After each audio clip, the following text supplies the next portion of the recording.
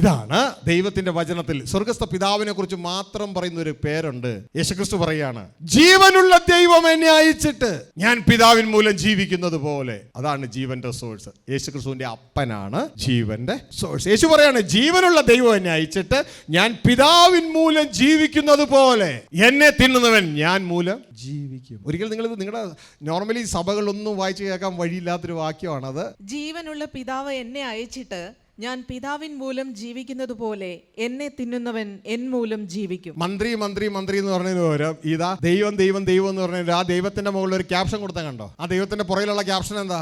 ജീവനുള്ള ദൈവം. മനസ്സിലായോ? ബാക്കി ഒന്നിനും ജീവനില്ല. യേശു പറയണേ, ആ ജീവനുള്ള ദൈവം എന്നെ അയച്ചിട്ട് ഞാൻ ജീവിക്കുന്നത് എങ്ങനെയാ?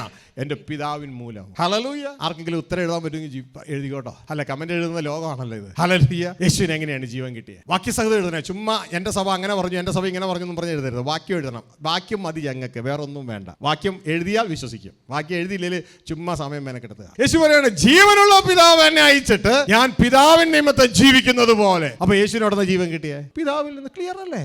ഈ പിതാവിനെ വിട്ടിട്ട് അവിടെ കൊണ്ട് യേശുവിനെ പ്രതിഷ്ഠിപ്പിച്ചതാണ് പിശാചിന്റെ തന്ത്രം.